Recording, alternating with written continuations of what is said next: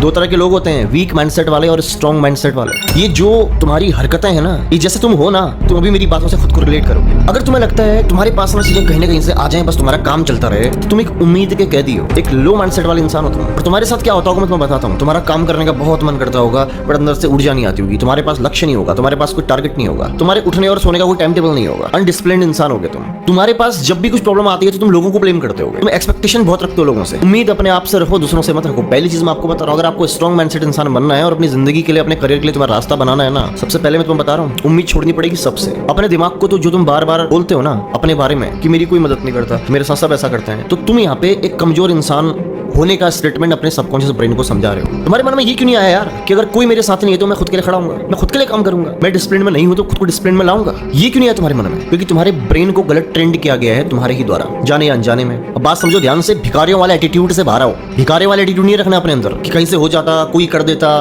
कैसे मेरा काम चल जाता, ये साल निकल जाता, ये महीना निकल जाता, ये हफ्ता निकल जाता। ये एक एवरेज इंसान का माइंडसेट है भाई। और तुम्हारी उम्मीदें इतनी बड़ी है ना, तुम्हारे सपने इतने बड़े, तुम सोचते हो कि एक दिन ऐसा होगा कि मेरी जिंदगी में पता नहीं कोई अलादीन आएगा। कभी नहीं होगा, मैं तुम्हें स्ट्रेट फॉरवर्ड बता रहा हूँ, कभी नहीं होगा। सक्सेस को ना अर्न किया जाता है, एक एक दिन, एक एक मिनट, एक माइंडसेट बहुत जरूरी होता है उस चीज के लिए। उस चीज को अर्न किया जाता है मेरे भाई। सैक्रिफाइस, सक्सेस मांगती है सैक्रिफाइस हर उस चीज से जो आज तुम्हें पसंद है। तुम्हें अगर जो तुम डिमांड कर रहे हो और तुम्हें इजीली अवेलेबल हो जा रहा है ना, तो वो तुम्हारे लिए शराब बन जाएगा यार। तुम्हारे अंदर की पानी की भूख को कम कर देगा वो, ध्यान में रखना। तुम अगर कहीं पे मेहनत भी कर रहे हो तो तुम्हें आज एवरेज इंसान की तरह मेहनत नहीं करना है, तुम्हें 100% नहीं देना, 100% से ऊपर देना है। 100% जब ऊपर दोगे तभी कुछ हो पाएगा आज की डेट में। तुम अगर किसी काम में बहुत टाइम से लगे हो ना, तुम्हें लग रहा है कि यार बहुत मेहनत कर रहा हूँ यार, एक दिन तो हो जाएगा, एक दिन तो हो जाएगा, और एक दिन ऐसा हो जाएगा, ये हो जाएगा, वो हो जाएगा। मैं तुम्हें सच बता रहा हूँ, सपोज दैट तुम अगर यूट्यूब पे कोई कंटेंट बना रहे हो, तुम्हारे कंटेंट में मेहनत बहुत ज्यादा है, लेकिन अगर तुम्हें सफलता नहीं मिल पा रही है, मैं सबसे पहले मैं तो बताऊं, सफलता कभी भी सिर्फ मेहनत करने से नहीं मिलती है, सही जगह मेहनत करने से मिलती है। तुम्हारे अंदर और भी बहुत सारी चीजें हैं यार, बट तुमने कभी अपने आप को उस तरीके से जाना ही नहीं। तुम आज कोई कंटेंट उठा के देख रहे हो, तुम्हारे मन में क्या चीज आ रही है?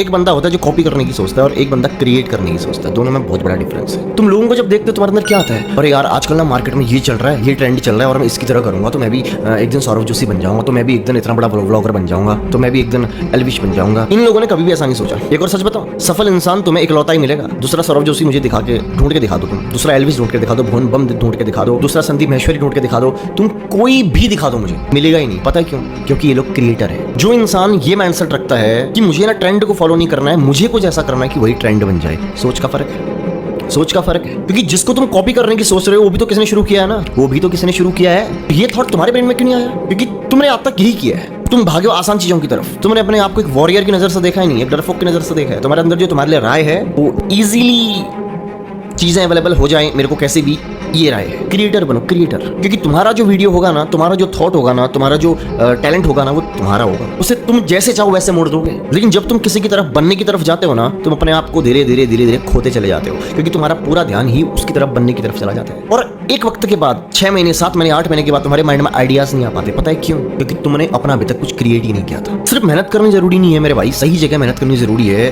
उस जगह गड्ढा खोद के पानी निकलता है जहाँ पे पानी होगा अवेलेबल पहले से, वहीं से तो पानी आएगा, वहीं तो कुआं बनेगा। अब जब पानी नहीं है तुम खोदते रहो साला, 10 साल तक खोदते रहो, और तुम मेहनत बहुत कर रहे हो। मैंने यार तुम मेहनत नहीं कर रहे हो, सही दिशा का सही होना बहुत जरूरी है। रॉन्ग डायरेक्शन में मेहनत अगर करते रहोगे, तुम चाहे 100 साल तक करो ना, कोई फर्क नहीं पड़ेगा। पहले चूज करो तुम्हारे अंदर का टैलेंट क्या है। अगर तुम कॉमेडी में अच्छे हो तो क्यों व्लॉगिंग कर रहे हो यार? तुम जो कर सकते हो ना वही करो। और जब तुम एक काम आगे बढ़ जाते हो ना, तो तुम कुछ भी कर लोगों को अच्छा लगता है। अपने अंदर के एक माइंडसेट को तुमने चेंज करना है। मार्केट में क्या चल रहा है ये सोचना छोड़ के तुमने ये सोचना है कि तुम ऐसा क्या क्रिएट कर सकते हो जो चलेगा, जिसका तोड़ किसी के पास नहीं होगा। कि तुम कुछ ऐसा लाओगे कि लोग तुम्हारी तरह बनने की सोचेंगे, तुम्हारी तरह बात करने की सोचेंगे, तुम्हारी तरह एक्टिविटीज करने की सोचेंगे। कुछ इस तरह से सोचना शुरू करो। तुम्हारा ब्रेन बहुत पावरफुल है यार, तुम्हारा रास्ता देगा। लेकिन जब तक तुम किसी और की तरह बनने की तरफ जाओगे ना, तुम्हारा ब्रेन हमेशा तुम्हें एवरेज रखेगा। कुएं का मेंढक होता है ना, जो ऊपर की तरफ देखता है तो उसको आसमान दिखता है और सोचता है कि दुनिया इतनी है बस।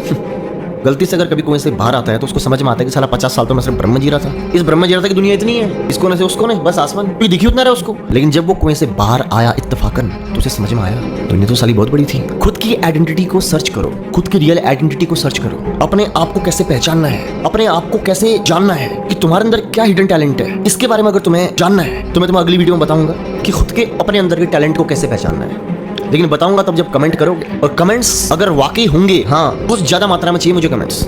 और कमेंट्स में वाकई अगर तुमने पूछा होगा कि तुम अपने अंदर के उस टैलेंट को जानना चाहते हो कि तुम किस फील्ड में हो, वो टेक्निक में तुम्हें बता सकता हूँ। तुम खुद को कैसे आइडेंटिफाई कर सकते हो, वो टेक्निक में तुम्हें बता सकता हूँ। अगर जानना है तो कमेंट करो, और खुद का अगर कोई सवाल है पूछ सकते हो। बाकी मिलता हूँ नेक्स्ट वीडियो में।